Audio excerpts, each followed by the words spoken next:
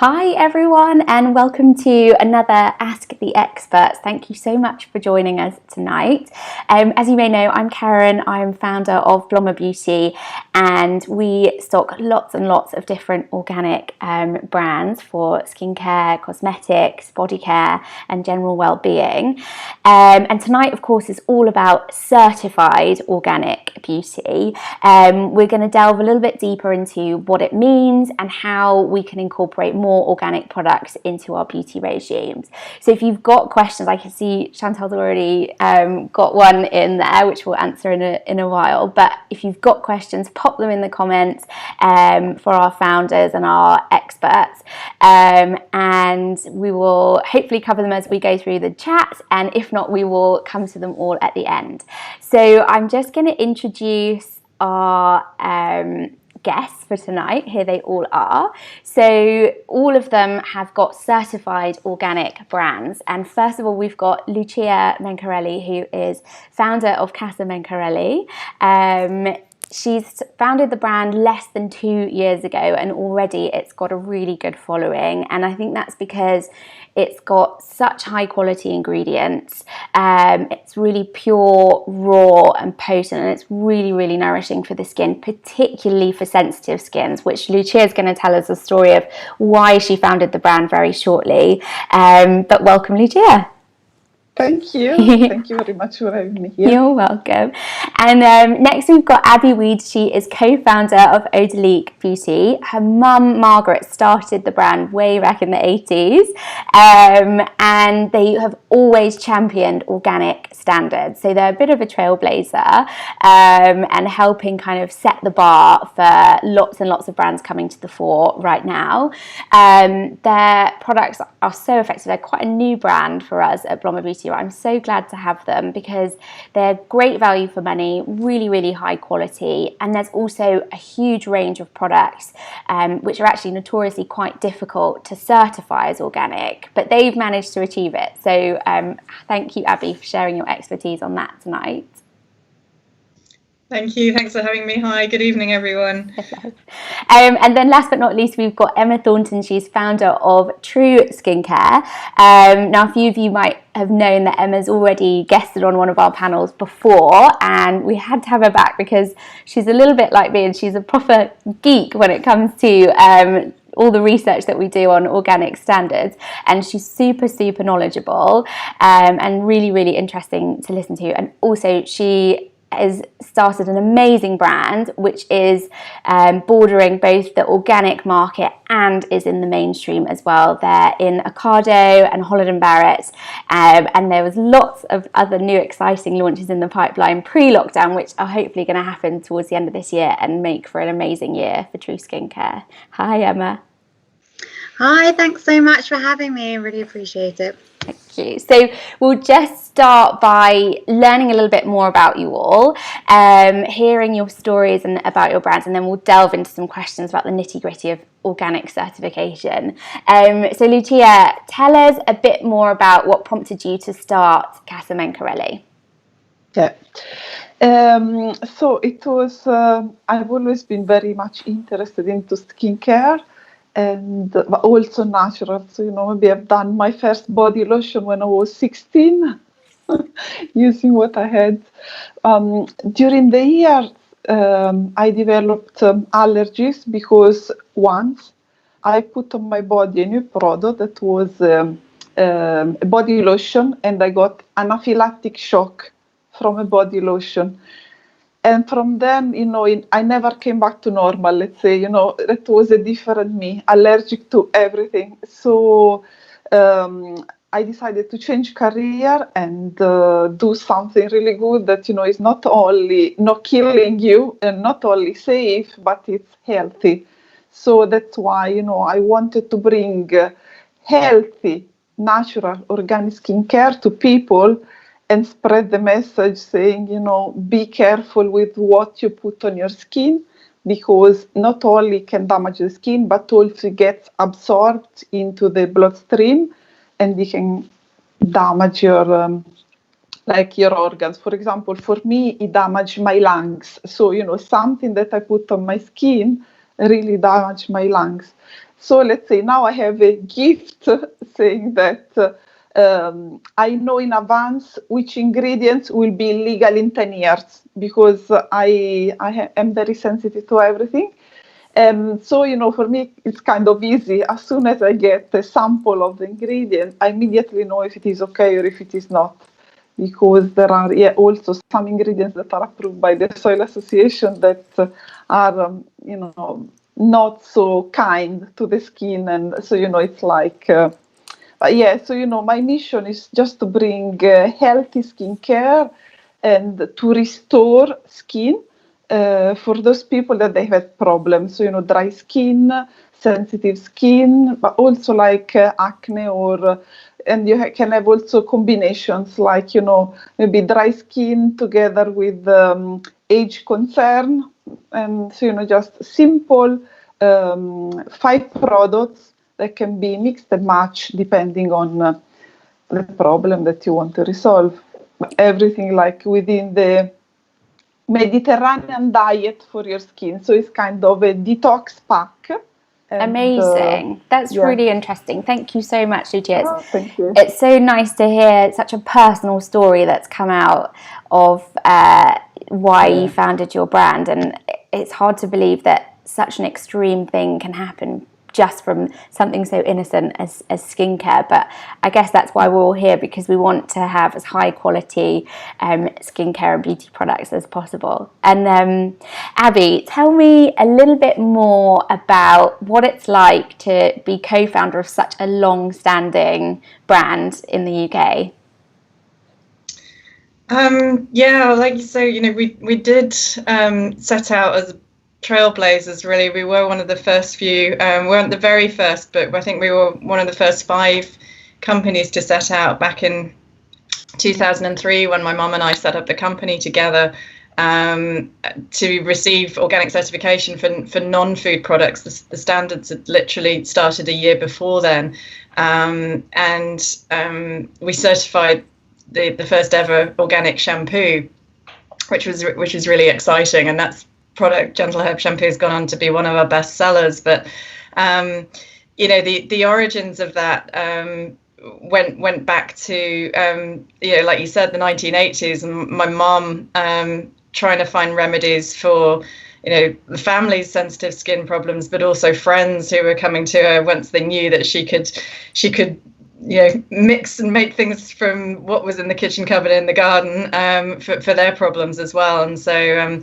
that's where the brand started. But we just we're really proud to have been with the Soil Association pretty much every step of the way through, from when the organic standards started, and it's kind of defined us as a brand. And it's really been a really, at times, not easy, and it's been very challenging, but it's been a worthwhile thing to have been part of. And we've really, I think like all the brands that you have that have certified organic, we kind of make life difficult for ourselves and give ourselves a challenge to achieve the organic standards. But I think we're all very proud to have done that. So yeah. Amazing. And Emma, I think yours is also a similar story about, bringing transparency and honesty to the kind of mainstream beauty market, if you like. What's the true story in a nutshell? Well, I appreciate the pun. It's always good to have someone on side. My background was in beauty. So I used to lead the marketing for a number of kind of very well-known, higher price point premium brands. And it was kind of this insight which it made me realize how much it actually costs to make product and how much of a premium brands were charging and how much greenwashing was going on within the industry. So it really kind of made me question, like, why can't something be genuinely organic and natural, but affordable? Because everyone really should be able to benefit from organic products. So in 2018, I started True Skincare. In March 2018, just with 3 facial oils, which are 100% organic. And then I was very fortunate that it launched with Holland & Barrett in May 2018, followed by Ocado, with Birchbox. As you alluded to earlier, we're just about to launch with Boots, and we've just launched with Amazon as well.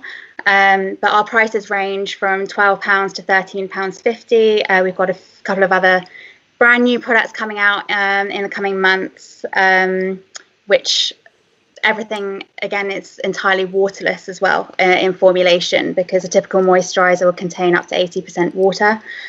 So we've removed that to make it as organic, as natural, and as beneficial as possible. So we've got a waterless toner, a vitamin C serum coming out a little later. But really, my kind of mission was, as a beauty consumer myself, to create something that was genuine in terms of transparency, price point, organic, but just make it affordable for everyone. So yeah, that's how it started. Good message. I like that, making it accessible for all. And we're obviously here to talk about organic. Why do you think using organic ingredients is so important, Lucia? Well, organic means a lot of things, but when you have the organic certification, you are sure that all the ingredients are sustainably sourced, that you use, you have like minimal impact on the environment, and also they are fully nutritious for the skin, and obviously not irradiated and all other stuff. But I think it's like it's a way of life. So once you embrace organic, you feel the benefits and you want to extend it to other parts of your life. And so that's it's addictive, not just in skincare, but in all branches of your life. So you go down lots of rabbit holes when you realise not everything is as conscious as it seems. Why was it so important for you, Emma, to have the organic certification rather than just, because your products are 100% organic, your Inky list would say organic, organic, organic for every single ingredient, but why did you want to have that accreditation? For me, it was mainly about transparency. I wanted people to be able to pick up the product and instantly recognise it as genuinely organic. And there's kind of little to no legislation globally as to what classifies as natural and organic within the beauty industry. It's not like food. So you can have 0.5% organic ingredients and still say it's organic. You can have 2 ingredients in the Inky listing which are 100% natural. The rest can be synthetic chemicals, and you can still say it contains 100% natural ingredients because those 2 ingredients are 100% natural. So everything that we use where possible is organic. There are some ingredients which can't be classified as organic as they're not grown. So, for example, kaolin, because it's not agriculturally grown, it can't be classified as organic.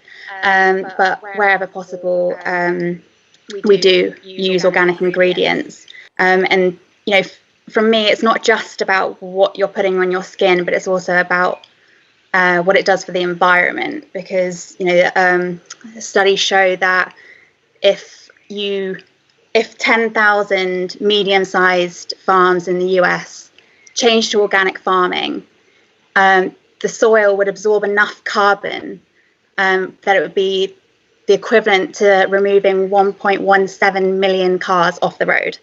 So it just kind of shows the impact that we have and the choices that we can make, not just for ourselves and our skin, but also for the environment.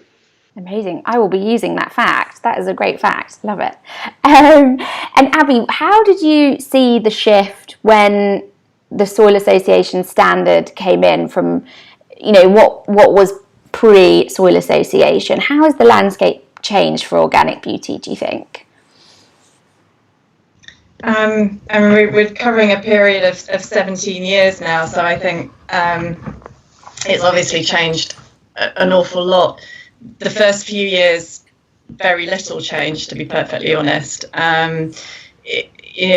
journalists only really started speaking about organic beauty in, maybe 2005, 2006. It was very, very unknown. And consequently, most brands also out there were making a lot of claims. I'd say probably on balance, there's less greenwashing these days, because we have had a period of, sort of 15 years of gradual education of what is and what isn't an organic product. And as Emma was just saying, there still is no legislation to force beauty brands to get certification. But I think the awareness is such that now people are starting to ask for it, buyers are starting to ask for it, and consumers have become much, much more savvy. But yeah, that took a long while, and it's still not a level playing field, but I think the playing field is becoming much more level than it used to be. But yeah, it's still a challenge for those of us who are voluntarily putting ourselves through what we see as something, that's completely transparent and in the best interests of the consumer. And Emma, why do you think the certification is so important? What is it about the certification that shows that the product is as honest and as transparent as it can be? So firstly, in terms of the kind of hoops that we have to jump through, as Abby has alluded to. So you have to have a minimum of 95% physically processed agro ingredients within your product in order to be certified organic to Cosmos standards by the Soil Association. We get audited every year. We have to submit, even down to what packaging we use to make sure that as little packaging is used, but as much of it is recyclable as possible. So, it is really going above and beyond. It's not an easy process, and it's not an inexpensive process. But for brands that are truly, wanting to prove to their customers that what they're saying is genuine, it's kind of imperative to have the certification in terms of transparency. And Lucia, there must be particular ingredients that are not allowed then in the organic. Emma mentioned, the 95% kind of plant agro-grown ingredients, but there's some absolute no-goes. Can you tell us a little bit more about those? Yes. So obviously, when it is organic certified, every ingredient needs to be of natural origin. So you cannot put anything that's not natural. And also, they look at the process. So obviously, mechanical processes are better. For example, cold pressed oils. Practically, what they're looking at the purity of the ingredient and the purity of the source.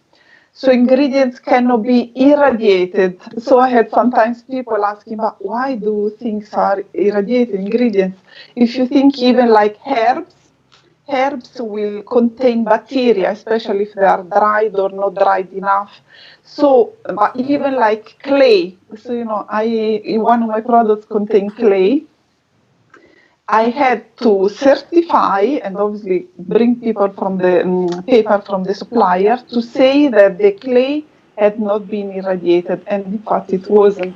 So, they accept, because obviously radiations are bad for the ingredients, and also they would kill those beneficial components of the ingredients, like antioxidants or any good things. And so they prefer heat. So if it is anything heat treated, like put in the oven, or that's correct. So it's with the certification we are looking at the purest ingredient that they go through the purest process. And obviously no controversials and no nanoparticles, and there is lots behind the certification. It sounds incredibly involved, both from the minute detail of the ingredients, and then also Emma mentioned like the time and the money that's involved in getting this certification. Yeah. Abby, how long does the process take, and do you have to do it for every product? Is it your brand and your manufacturing practices as a whole? Like, can you break down that process a little bit for us? Yeah, sure. So there's no real timeline alongside it. Broadly speaking, I mean, the simpler the product, the quicker it is. So, if you're making an oil blend, it'll be relatively simple because, if all the ingredients are kind of grown ingredients, what we mean by, the agricultural ingredients, or, you've got a mineral or something that's relatively simple. A lot of these things are kind of pre-approved, and you just need to show your certificate. I say you should show all your certificates for the ingredients, your formulation, your packaging, and if you're a first time licensee, as it were, it's the first time you're trying to get a product through certification, then you'll need to be inspected first and foremost as well. But you can get a product through in a matter of days, assuming that you've got all your ducks in a row with the packaging sorted out and everything. However, it gets more complex when you have products that like makeup or shampoos or more complex lotion formulations, where you do have some ingredients that can't be made from organically grown ingredients, and so they have to go through a very careful vetting process. And basically, I mean, the Soil Association and other certifiers will apply what's called the precautionary principle. So they will say, right, if this ingredient in any way poses a threat to human health or the environment, then we're not going to allow it in a certified organic product. And so, that can be quite an involved process for them to make that evaluation and figure out if that ingredient's allowed. And so, back in when we started, it took months. It took literally months to get a shampoo product certified, and the makeup was also quite involved. But I think that's the beauty of it in a way, in that you don't, as a consumer, have to sit there looking at the label thinking, oh my goodness, this is so complicated. If you see that logo of a proper organic certification body on the packaging, you say, okay, someone else has done the legwork for me here, someone else has checked it. Amazing. And in terms of the inspection, Emma, I mean, you're quite recent, I guess, in having have gone through that process. What's it like? Is it quite an intense experience, or do they kind of support you and hold your hand through it? I was so nervous when I had my first audit and inspection and everything. I had my recycling bags out. I had them all, everything labeled, and I was very nervous. But they are there to help you and guide you through everything. And when I first went through the process of the application process, you get a lot of information and guidance in terms of what you need to do in order to meet those standards. But for example, they will trace your batch codes from the supplier, manufacturer of the ingredient, all the way to what we send Holland and Barrett. So you have to have all the paperwork which shows the traceability of those ingredients and of the products themselves, so that they, you as the consumer know exactly what you're getting is all kosher. So yeah, but they're lovely people. I think I have, like, whenever they come over, I have every single type of milk under the sun, every type of tea, just in case, like, you know, oat doesn't suit or soya.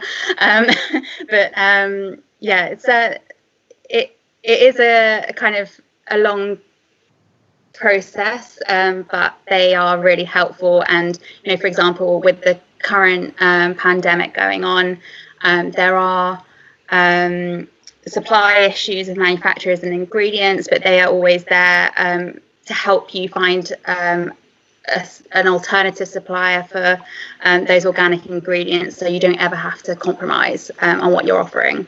Amazing. It's almost like verifying it from the soil all the way to the skin, which I guess, Lucia, if you don't have the certification, you know, can you still have as high quality and organic products? Is maybe a little bit of a controversial question, but I know your preference, but there's, you know, some brands maybe when they're starting maybe can't afford it, or you know, for whatever reason they might choose not to get certified. What's your opinion on that? Well, so many brands, they are not certified, although they use organic ingredients, organic certified ingredients, but it's not the same thing. And some other brands, they use, you know, a mix of natural and some organic. The fact is that once you are certified, you have somebody else checking that every single step is correct. So you have so much more reassurance, and you are sure that you're using only natural and organic. When you do everything on your own, it's so much easier, and you can use whatever you want as long as it's legal. So, you know, it's a different thing. It's obviously, you know, if a new brand starts and they don't have enough budget to pay for the license, I would say start, but choosing only certified organic ingredients. And then when you grow a bit, you can look for the certification. But yes, surely, you know, when you see the logo, there is so much behind it. That's the preference. And, you know, myself, I don't buy anything unless there is the logo. Not only for skincare, but, you know, also for food and other stuff, you know, organic cotton. Yeah. Because then, as we said, it's a lifestyle, no? Yeah, and that's the Soil Association logo you're mentioning, which I think a lot of people are quite used to seeing because it's on, you know, fruit and vegetables and things like that. But Abby, what else is there on the product that we should be looking for to spot an organically certified product on the shelf? Well, just so happens I have a couple of examples. This is on one of our deodorants, but I don't know if you can see here. That's the Soil Association. Bit closer. Can you see that? Oh, it's a bit blurry, but we can maybe post a picture for it on the links after. Yeah. So you're looking for this, you know, round symbol here. This one's got Cosmos Organic underneath it because it was certified since 2018 when the Cosmos standards came in for everything that the Soil Association was doing with health and beauty. I've got probably can't see that. That's a lipstick. It's got just the Soil Association symbol on. But that's essentially what you're looking for. Now that is basically it that's on the pack. And you have to be a little bit careful because there are some logos that maybe look a little bit like these logos that have been created to look like it's a certified product when actually they're not. Yeah. So it's worth just doing a quick Google, looking up what is the actual Soil Association one, or if you're in, you know, it's a French product, it'll be EcoCert. If it's Italian, it'll be ICEA. Because there is a little bit of sort of peskiness going on within the sector where there's these copycat kind of logos, but that will then, you know, that mark will tell you it's a certified product. as Lucia was saying, you know, people often also asterisk the ingredients and say this is an organic ingredient, for which you're taking the word of the brand, and it may well be, but with an organic logo on, you know that it's guaranteed to come from an organic source, and you know, most importantly, that all the other ingredients in that product have been vetted.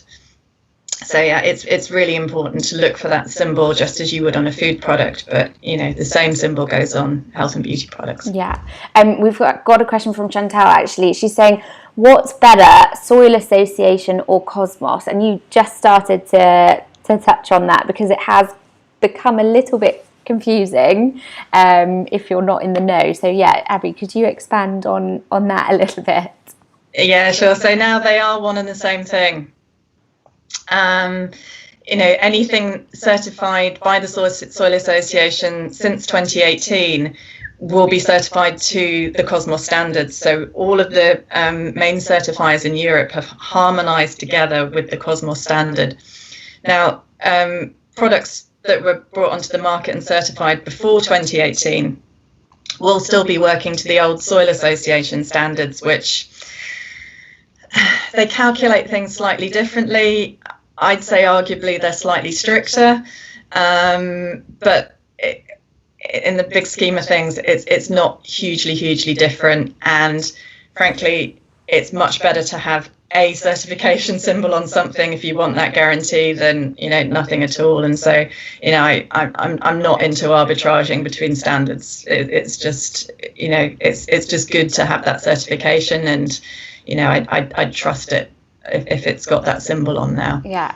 And then the other thing that's on the label is the percentage. Now, that can also become a little bit confusing. Emma, do you want to give us a breakdown of what that percentage means? Sure. So, as mentioned earlier, in order to be a Soil Association Cosmos approved brand, organic standards, you have to have a minimum of 95% physically processed agro ingredients. So that's, you know, being about grinding or anything that's plant-based that goes through a physical process. 20% of the entire ingredients have to be organic. So as I mentioned earlier, a lot of moisturizers, for example, can contain up to 80% water. But it differs when it comes to wash-off products and leave-on products. So for wash-off products, that goes down to 10%. But as a requirement for anything that is approved to organic standards, you have to declare what the percentage of organic ingredients is in your product. So, for example, our exfoliator has got kaolin in it, white clay. So you can't physically grow that as a mineral. So it can't be classified as organic, but it still passes through the requirements for it to be certified organic. Because the rest of the ingredients are all organic. But you have to declare it unless it's 100% organic, in which case you don't need to write that on the packaging. But obviously, it's great to kind of shout about the fact that one of your products is 100% organic, so typically they will do. Yeah. But it can be quite confusing because, yeah, as I said, there are loads of ingredients out there that can't be grown or are chemically processed in some way, but that doesn't mean that they don't pass through organic standards. Yeah, I guess that's quite interesting. I mean, the whole nature of organic is things that are grown without herbicides, pesticides, GMOs, and then therefore by its very nature it can become quite unpredictable.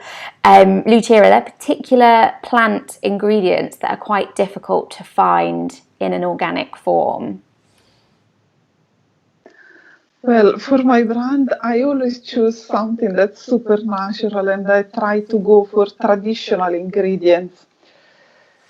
So I never came across something that was not available, or because when you have the Cosmos or Soil Association organic certification, you have a database that's pre-compiled where you have all the numbers and all the percentages and all name of suppliers, and also if it is an ingredient that's made of I don't know, 2 or 3 different components, you exactly know what it is.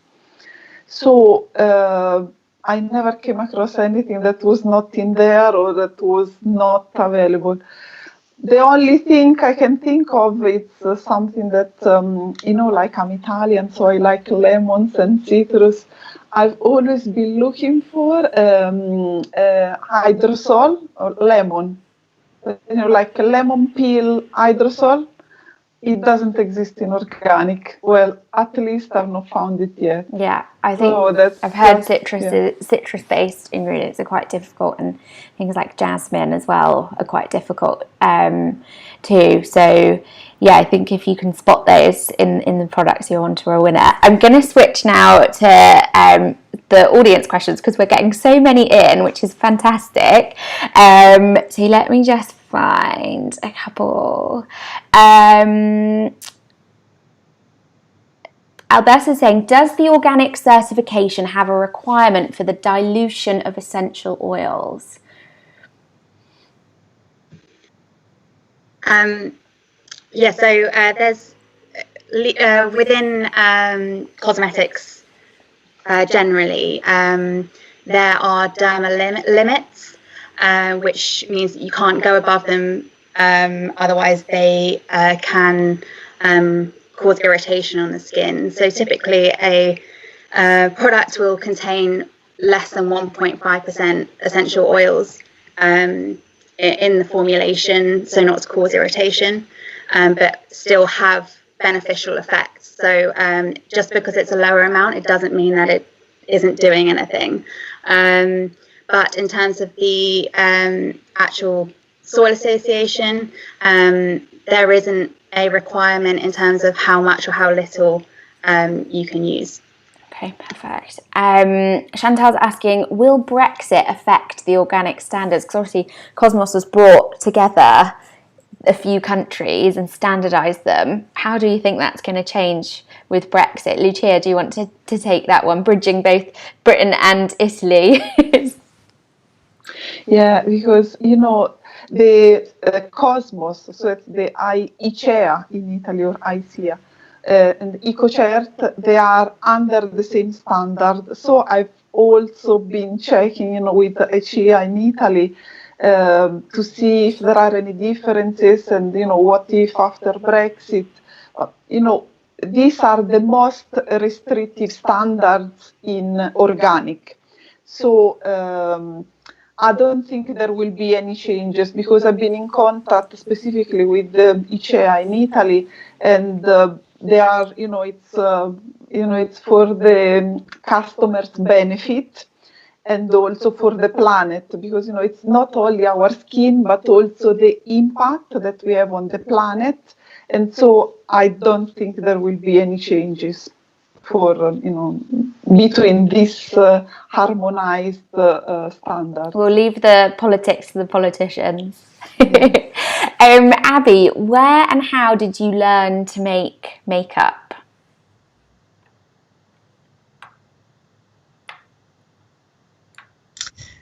Where and how did I learn to make makeup? Well, I didn't, to be perfectly honest. It was my mum who's the formulation genius behind our brand.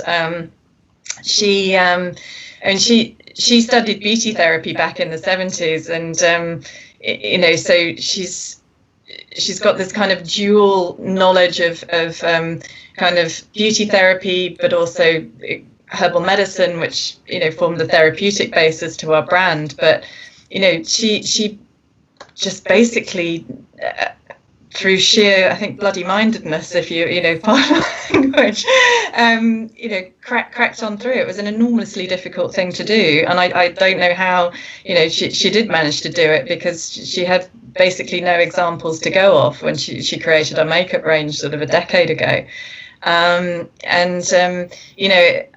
It's you've got a double challenge with makeup, because you've got to get great payoff and color, and stayability, but also using a very natural base of materials. You're not using silicons, you're not using plasticizers, and so it's probably the most difficult area of organic cosmetics. I'm not sure I can really answer that question for you terribly well, but it's I think I said possibly from the therapeutic standpoint, and that we're basically a makeup product is, through organic ingredients, can also become a care product just as much. It's there to not only achieve color, but also does real good for the skin with all of the sort of antioxidant plant extracts that you can put in organic makeup. I can attest to that. This is a No Delete lipstick, and I've got very nourished lips right now, and the colour is staying as much as I'm doing so much chatting. So yes, I can definitely agree, and it's really difficult actually from a personal standpoint to find organic makeup. So thank you and to your mum for her bloody mindedness. I'm very chuffed with that. Emma's asked, I know you mentioned certain limitations on soil association ingredients, but does this ever prevent you from formulating a specific product you love in your ranges? I Go for it, Abby. Maybe answer that, because we've tried to make life difficult in a number of ways. So I think one product. Well, there are two products we're working on developing that have been incredibly long in the making. I mean, the makeup had a long lead time as well, but a detangler or conditioner product is really, really hard under organic standards, because one that works, that is, effectively. There just haven't been the ingredients that achieve that kind of slip through the hair and separation, sort of. I think you were trying to remove a certain charge on the hair that makes the hair not sort of clumped together. And we've been trying to formulate that for 3-4 years, and it's only really now this year that an ingredient's come on the market that's acceptable under organic standards, that looks like it could be something that's really going to work. Because you're often kind of without getting too complicated, these things called quaternium compounds, which most conditioners are made from, they're not acceptable under organic standards. But the other big ones, you can't do waterproof mascara to organic standards. Just sadly, that's one thing that doesn't work. If you want to jump in a swimming pool with mascara on, can't do it. If you want to have a great natural look all day, and you're just wearing it normally, can do, but not waterproof mascara. I mean, personally, I'm not a fan. It's just a nightmare to take off at the end of the day, so I should rather just be barefaced. We've got a couple of questions about water, actually, so we'll jump to you, Emma. How do you work with organic products that people are asked to add water to at home, like Ayurvedic shampoo or powdered masks?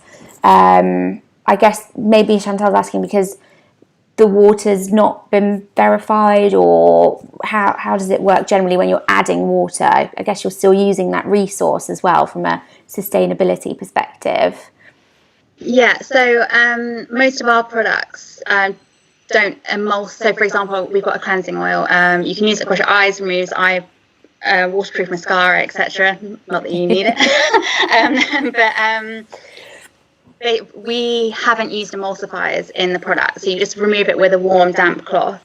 And it's all very well kind of us saying, yeah, we're a waterless brand, etc., etc. But then if the consumer has to use a bunch of water on the other side, it kind of defeats the point entirely.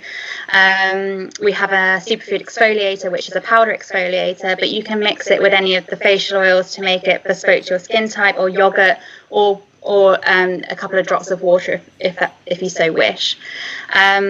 basically water in a product is a very cheap ingredient. Technically, it's free, apart from the preservatives and things that are required for it in distillation. But it also contributes to the texture, which people are so accustomed to. So creams and serums, etc. Being kind of very stubborn in my personality, originally I just wanted to make things as organic as possible. And from my background in beauty, I kind of knew how much water was going into all these products and how you couldn't get it certified, have that ingredient as a certified organic ingredient. But I mentioned that we've got a vitamin C serum coming out and a waterless toner. So we've actually managed to source a brand new ingredient. So we'll be one of the first brands to use this ingredient, which is entirely waterless in its extraction process. It contributes to the texture that people are accustomed to, but also has skin benefiting ingredients. So it's got clinically proven results to help reduce sebum production, pigmentation, hydration, etc. So it's just if there's an eco side, there's an efficacy side, and a transparency side to it all. Water typically also can dehydrate the skin. Our skins are made up of natural oils, and as we know from chemistry, oil and water don't mix. It's there are amazing brands out there that do use water in their products, but it's just not something we've chosen to do. Yeah. I mean, Lucia and Abby, what I know, waterless is becoming a bit of a sort of trend at the moment, and Emma's obviously got some valid reasons, but what's your take on water in skincare? It's quite an interesting topic. Do I go first? Yeah, go for it. Sure, it's fine. That's okay. So I don't use water again in my products. Even like we have a mask that comes in powder, so it can be activated, but because obviously if you are within the organic and kind of lifestyle organic, I always advise my customers not to use tap water for mixing the mask because first of all, it contains chlorine, so it can dry the skin. But so go for organic orange. So go organic orange juice. You have, you eat half of it and then you take a few drops for making the mask. So, yeah, it's, I don't like emulsions for the fact that then the percentage of organic ingredients will drop. So the Soil Association was doing 95% as a minimum organic certified, and I'm trying to keep it in there. So water is like a filler. So, as Emma was saying, it's cheap. And so for me, it's not a good ingredient, let's say. It's nice for drinking and, for hydrating the body. So keep on hydrating the body, drinking a lot of natural still water. But on the skin, I prefer oily products, oily or not powders, and because that's all nutritious for the skin. Okay. So you don't have any compromises. Yeah. Abby, any differing take on that, or are you in agreement? Slightly. I think our products, like a lot of organic brands who do make emulsions and shampoos and products that are not just oil based or mineral, we use aloe vera juice reconstituted, so it doesn't require all the preservatives, but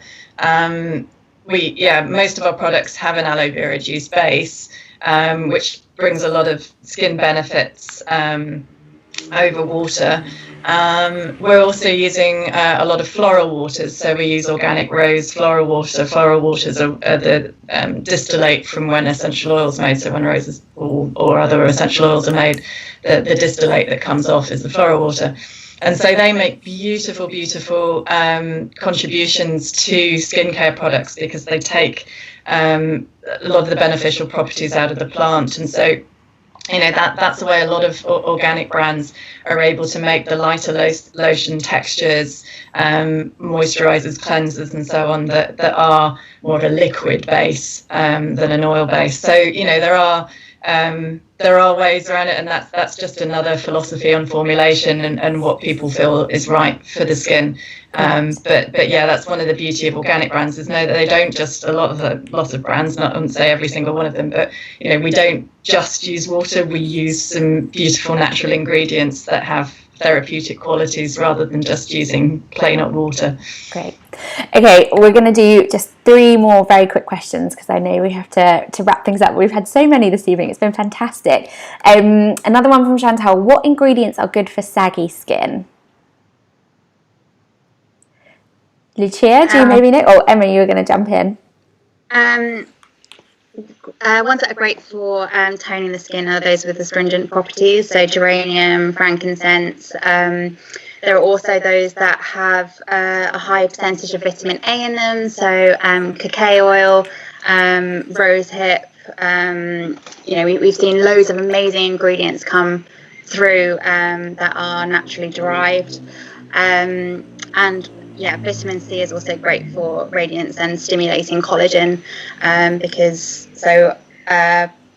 our skin cells renew every 28 days, but as we get older, that time is extended. So if we kind of pump our skin with things that just to give them a little kick, like kick up the bum to get them working again, that can help to help reduce the appearance of fine lines and wrinkles as well. Amazing. Alberta, this is one for you, Lucia. Lucia, as you know, I love your products. When can we expect an essential oil-free body range from Casa Mencarelli? Oh, thank you very much. I'm formulating everything. Well, you know, when you are a formulator, you always have 1 million things in your mind. So I'm doing it pretty soon. What I'm looking for is again like oil texture, but very quick absorbing and very moisturizing, because you know generally the skin on the body is a bit drier compared to the face, and surely a lot of colors meaning you know natural antioxidants, beta carotene and the lycopene. So yeah, it's like how do you say, a fruit salad for the body. Oh, I like it. That sounds good. And then last question, Abby, we'll go to you for this one. If someone is just starting to switch to organic, which skincare products do you advise moving towards first? I'm sure we've all got our opinions from when we made the switch, but yeah, Abby, what's your take? I think what beautiful things about organic skincare is that it's very multitasking. It's not like you need to have, 20 different things in your cabinet. So, if you want to try something that's going to go far and give you good value for money, I would say go with a really good quality balm product. Because, you can use it as everything from lip balm to potentially a cleansing balm to kind of dry skin moisturizer, foot cream, aftershave, sort of if you've shaved your legs, sort of soothing balm, something with a really nice base like shea butter and coconut, but with some good herbal extracts in as well that are nice and soothing. And you'll find you can use it all over your body and with the family as well. So yeah. I agree. I think as well, even if you then don't carry on using that balm, you expand out, you maybe add a cleanser, a moisturizer, whatever. For me, that balm becomes my travel essential, and then I just take one thing on holiday and use it for absolutely everything, which is great. And hopefully we'll be able to go on holiday sometime soon. Emma and Lucia, did you have a different one, or would you also agree a balm is a good way to start? Maybe oils as well could be quite versatile for hair, body, face. Yeah, no, for as Abby was mentioning, when you have a balm or even an oil, it can be multi-purpose. So, for example, you go on holiday, maybe you bring just 2-3 products and you do everything, because you can use it on your hair, on your split ends, or if you don't have a conditioner, you can use that. Or if you get elbows, elbows for a summer need to look nice, and feet for a summer need to look nice. So yeah, a nourishing balm that contains shea butter, but also something a bit colorful, because the more colorful is the more antioxidant, so it will be more benefits to the skin. Great. Yeah, but obviously if your skin is very greasy, then I would suggest an oil. But if your skin is normal or dry, better a balm. Fab. Perfect. Well, thank you all so much. I think we're going to leave it there. But thank you everyone for listening and watching and all of these amazing questions. It's been fantastic. Next week we are going to be talking about vegan beauty. So there's a link if you want to sign up for that in the comments, as well as links to all of the product pages of Lucia's brand Casa Mencarelli, Emma's True Skincare, and Abby's Eau de Leak. So if you want to check out their brands and their products, then feel free to do so, and see you next time.